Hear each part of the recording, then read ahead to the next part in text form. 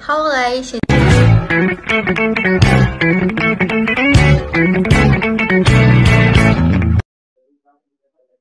Assalamualaikum warahmatullahi wabarakatuh. Perkenalkan, saya Altera Mora Aidila dari kelompok 3 Praktikum Algoritma dan Pemrograman. Di sini saya akan membuat program untuk menentukan hasil faktorial dari bilangan n. Program harus menggunakan rekursif dan tidak boleh menggunakan perkalian ataupun pembagian. Hanya menggunakan header IOStream. Yang pertama itu ada logika dan deskripsi program. Program ini bertujuan untuk menghitung faktorial dari bilangan n yang dimasukkan pengguna dengan menggunakan dua fungsi rekursif. Fungsi pertama, yaitu TB, dengan variabel A dan B bertipe data integer, untuk penjumlahan A sebanyak B kali secara rekursif. Jika nilai B-nya mencapai 0, maka fungsi mengembalikan 0. Lalu jika lebih besar dari 0, maka fungsi menambahkan A dengan hasil penjumlahan A sebanyak B dikurang 1 kali. Lalu fungsi kedua yaitu fungsi VAC dengan variabel N dan H sama dengan 1 bertipe data integer untuk menghitung faktorial dari bilangan N dengan cara rekursif. Jika N-nya sama dengan 0 atau 1, maka hasil faktorialnya 1. Jika N lebih besar dari 1, maka fungsi akan memanggil dirinya sendiri dengan nilai N dikurang 1 dan menghitung hasil perkalian sementara dengan fungsi TB dengan menjumlahkan H sebanyak N kali. Lalu di dalam fungsi main, program meminta pengguna memasukkan nilai N lalu memanggil fungsi VAC untuk menghitung faktorial dari nilai dan menampilkan hasilnya. Lalu setelah itu, program menggabungkan penggunaan rekursi untuk menghitung faktorial dengan penjumlahan berulang melalui fungsi TB tadi. Yang pertama itu ada flowchart untuk fungsi main. Yang pertama start, lalu menginputkan N, lalu memanggil fungsi VAC. Fungsi VAC ini untuk menampilkan faktorial atau menghitung faktorial dan mencetak hasilnya. Lalu N untuk fungsi main. Lalu setelah itu ada fungsi TB. Yang pertama itu ada start. Lalu setelah itu masuk ke kondisi jika B-nya sama dengan 0, maka jika iya return 0 dan N untuk jika B-nya sama dengan 0. Lalu jika kondisi B sama dengan 0 tidak memenuhi, maka return A ditambah fungsi B, A, B-1.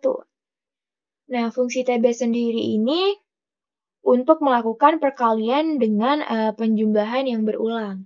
Lalu ada lalu N untuk fungsi TB. Lalu ada fungsi VAC. Yang pertama itu ada start, lalu mengecek kondisi jika N-nya ini sama dengan 0 atau N sama dengan 1. Jika iya, maka return H, yang artinya return H-nya. Lalu setelah itu, jika kondisi N sama dengan 0 atau N sama dengan 1 tidak memenuhi, maka return VAC N-1, TB H, N. Yang artinya, jika tidak memenuhi, maka hitung, yaitu VAC N-1 dikali N menggunakan fungsi TB. Lalu N untuk fungsi VAC. Lalu setelah itu untuk pseudocode-nya, ini pseudocode fungsi utama dengan variabel N bertipe data integer, lalu cetak pesan masukkan bilangan N, simpan di N. Lalu cetak faktorialnya dengan memanggil fungsi VAC untuk mencetak dan juga menghitung faktorialnya. Lalu N untuk fungsi utama. Lalu untuk yang ini tuh pseudocode untuk fungsi TB dengan mendeklarasikan variabel A dan B dengan tipe data integer, lalu mengecek jika kondisi B ini sama dengan 0, maka return 0, lalu jika tidak, maka return A plus B A, B-1. Lalu yang ini pseudocode untuk fungsi fact dengan mendeklarasikan variabel N, H, dan juga dengan mendeklarasikan variabel N, H sama dengan 1, ini H sama dengan 1 ya. H sama dengan 1. H sama dengan 1 dengan tipe data integer. Lalu mengecek jika kondisi N ini sama dengan 0 atau N sama dengan 1, maka return H. Lalu jika tidak, maka panggil fungsi fact ini untuk menghitung N-1 dikali N menggunakan fungsi TB. Lalu setelah itu ke programnya, langsung saja kita buka kode blocks, kita ketikkan include IOStream. Ini berfungsi sebagai header dari program. Lalu kita ketikkan using namespace std. Nah, using namespace std ini berfungsi untuk memberitahukan kepada compiler bahwa kita menggunakan semua fungsi yang ada dalam std. Lalu kita masuk ke fungsi utamanya, yaitu inMain. InMain ini fungsi utama yang dibatasi oleh kurung kurawal. Kita deklarasikan variabel N dengan tipe data integer, lalu kita cetak pesan, yaitu masukkan bilangan N,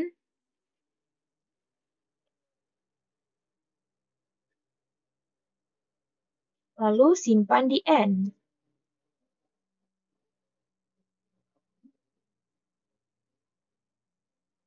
Lalu setelah itu kita buat cetak pesan pada layar, yaitu faktorialnya dengan memanggil fungsi fact N untuk menghitung dan juga menampilkan faktorial. Lalu setelah itu kita masuk ke fungsi TB-nya, kita deklarasikan fungsi TB-nya itu dengan tipe data integer, lalu dengan variabel A dan juga B, tipe datanya integer juga. Setelah itu kurung kurawal, lalu kita masuk ke kondisi jika B-nya ini sama dengan 0, maka return 0. Nah, jadi jika B-nya ini sama dengan 0, maka hasilnya adalah 0. Lalu selanjutnya, jika tidak, kita tekan return A ditambah TB, buka kurung, A, B, min 1. Lalu, nah return yang ini itu untuk menjumlahkan nilai A sebanyak B kali secara rekursif. Lalu fungsi TB ini sendiri untuk melakukan perkalian dengan melakukan penjumlahan secara berulang. Lalu selanjutnya kita untuk mencari faktorialnya kita masuk ke fungsi faktorial dengan tipe data integer, lalu variabelnya itu ada N dan juga H sama dideklarasikan sama dengan 1, tipe datanya itu integer juga.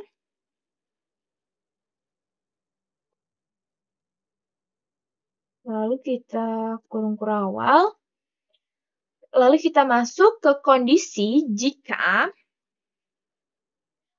N-nya ini sama dengan 0 atau N-nya ini sama dengan 1, maka return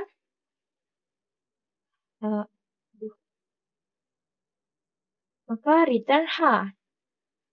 Nah, ini maksudnya untuk rekursinya ini jika n-nya ini sama dengan 0 atau n-nya sama dengan 1, maka faktorialnya adalah H ini, return H, itu 1. Selanjutnya itu, jika false, maka return fungsi fact,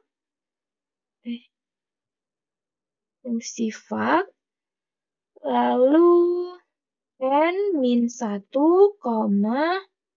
tb, h, n. Nah, return fact ini berfungsi untuk menghitung, yaitu n-1 dikali n-1 faktorial dikali n menggunakan fungsi, yaitu fungsi TB ini tadi. Fungsi TB ini. Lalu setelah itu, langsung saja untuk membuktikannya kita run ya. Masukkan bilangan n. Misalnya bilangan yang kita masukkan itu 4. Lalu kita enter. Maka faktorialnya adalah 24. Faktorial dari 4 adalah 24.